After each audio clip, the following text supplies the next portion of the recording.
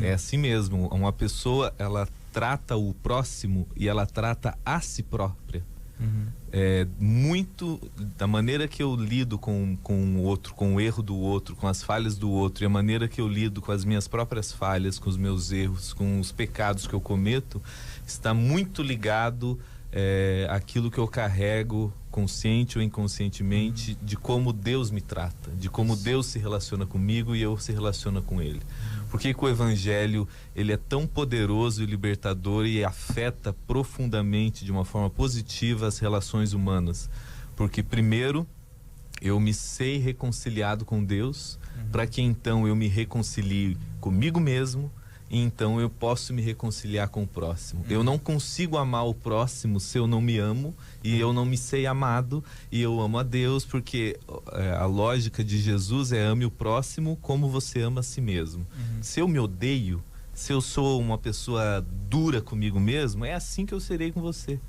E eu só sou duro comigo mesmo porque inconscientemente ou conscientemente é assim que eu imagino, que eu carrego dentro de mim essa imagem de um Deus punitivo, vingativo, rancoroso, mal-humorado, moralista,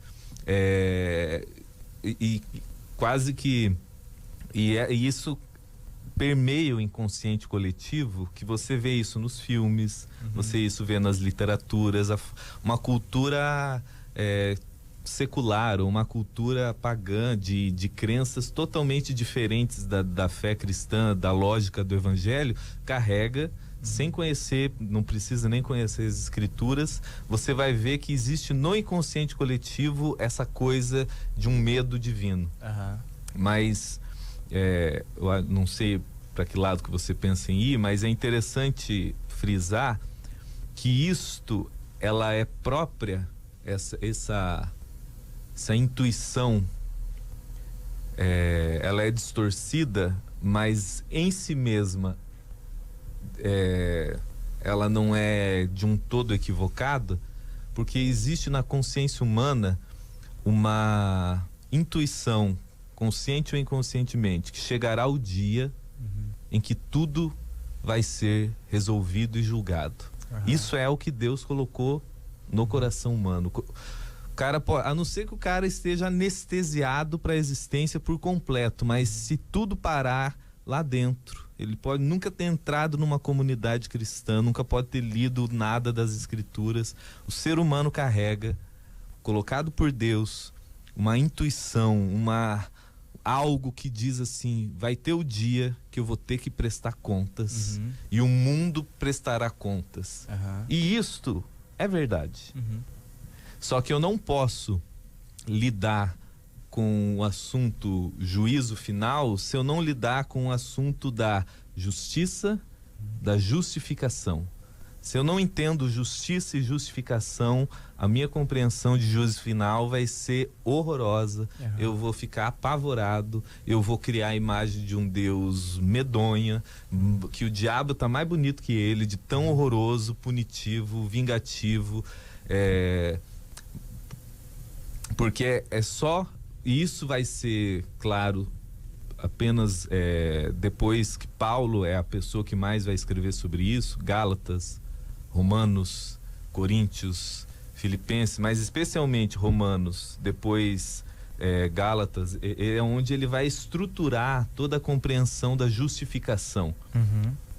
Porque o que se tinha nas escrituras judaicas, que para nós é o Velho Testamento, mas que o cristianismo primitivo carregava, né?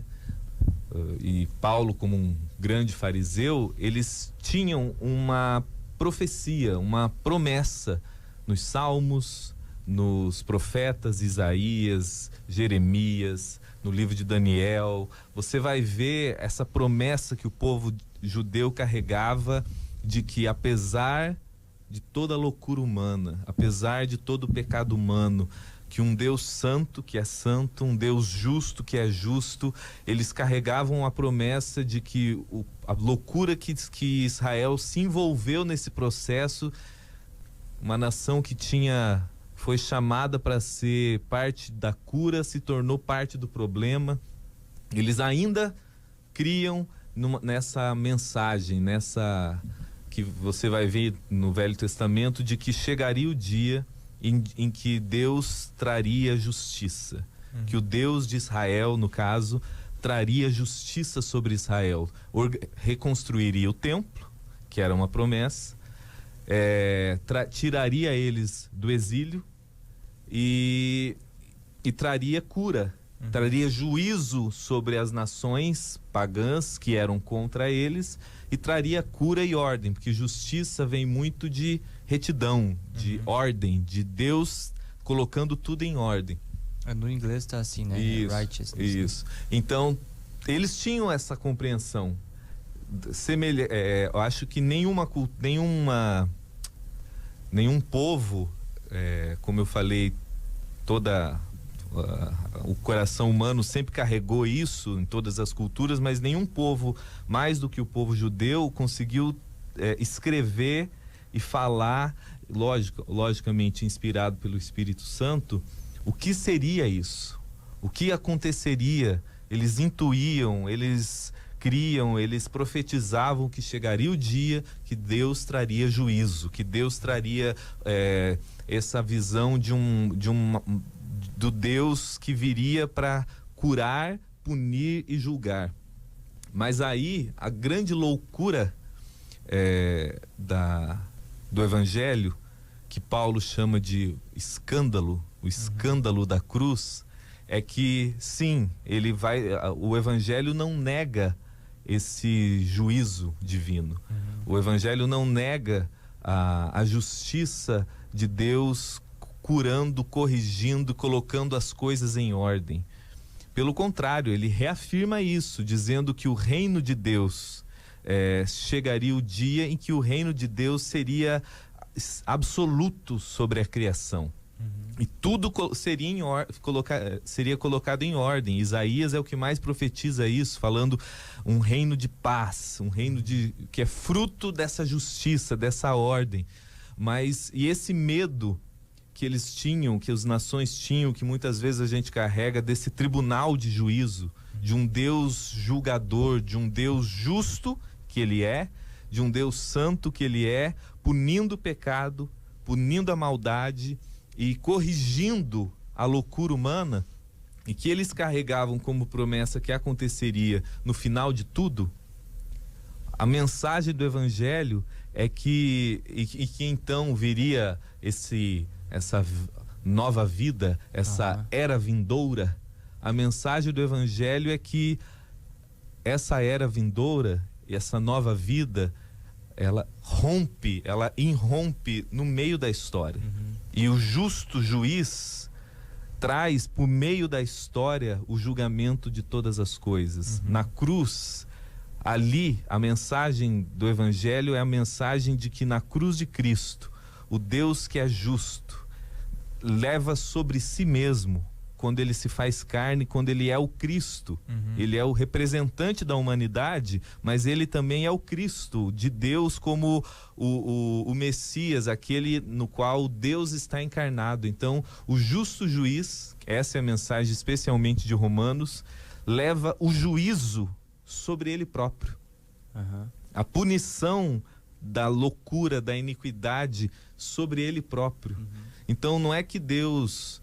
isso é muito delicado, porque eu entendo as pessoas que elas têm muito receio da mensagem do Evangelho, e isso era próprio nos dias de Paulo, e sempre vai ser. Quando você prega a mensagem do Evangelho com clareza e com toda a intensidade que ela carrega, vai levar um choque. As pessoas não vão elas não conseguem ser indiferentes.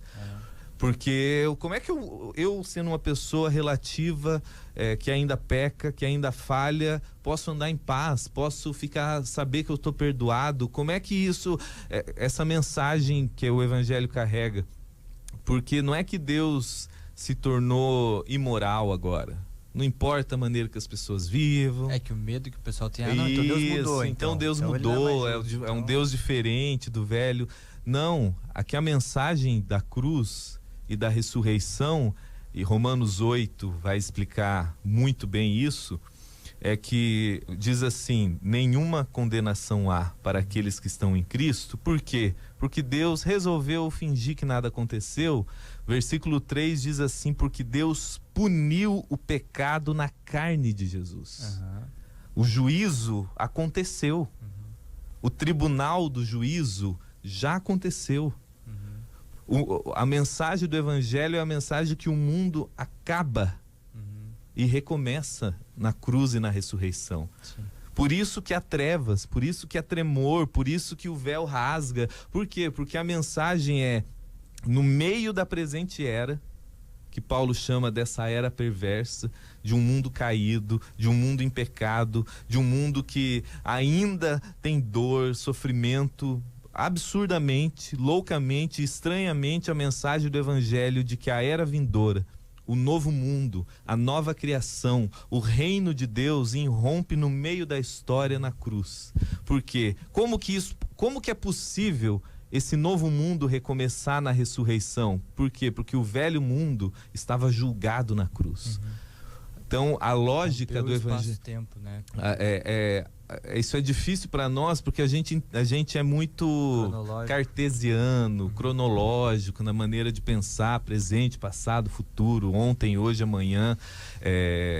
Mas o que a mensagem do Evangelho carrega, por isso que é Evangelho, por isso que é boas novas, e é a mensagem da justificação, é que Deus, o tribunal do juízo, você lê, por exemplo, 2 Coríntios 5, quando você lê, por exemplo, Romanos 2, quando você lê, por exemplo, Romanos 14, 15, são textos que Paulo vai dizer que sim, nós, quando vai ver o grande tribunal,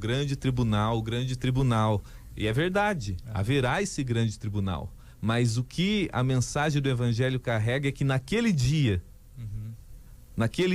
quando o Cristo voltar, se manifestar para colocar definitivamente a glorificação da criação, o que se verá é que nós já fomos justificados. Nós fomos tirados. A mensagem do Evangelho é que nós, todo aquele que creu na obra da redenção, foi tirado do tribunal. Nós somos tirados do tribunal do juízo.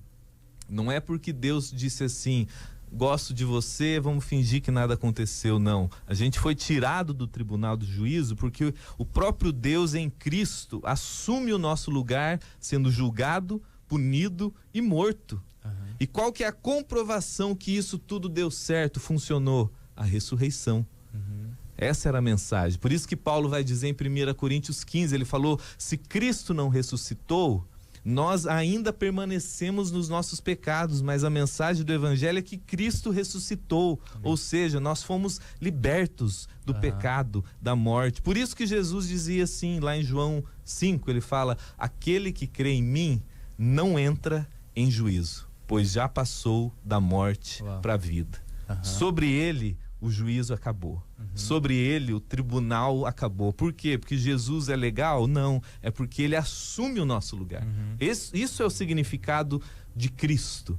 Não é o sobrenome de Jesus. Jesus Cristo é o Douglas Lacerda. Não, é porque ele era o representante, o Messias. Assim como Adão representa a humanidade caída, e todos nós nascemos em Adão, essa é o que é a lógica de Romanos 5. Agora, a mensagem do Evangelho é que todo aquele que creu na obra da redenção foi inserido no último Adão, Cristo. Então, o que é verdade sobre Cristo é verdade sobre nós. Por isso que Romanos 6, Paulo vai dizer assim: Cristo pode morrer de novo? Cristo pode ser julgado de novo? Cristo pode ser punido de novo? Não, ele falou: então considerem-se mortos para o pecado e vivos para Deus. Essa é a verdade sobre vocês. Não, vocês não entram em juízo. O tribunal acabou, vocês foram tirados de lá, vocês foram justificados. Deus olha para nós hoje a partir da lógica da cruz e da ressurreição.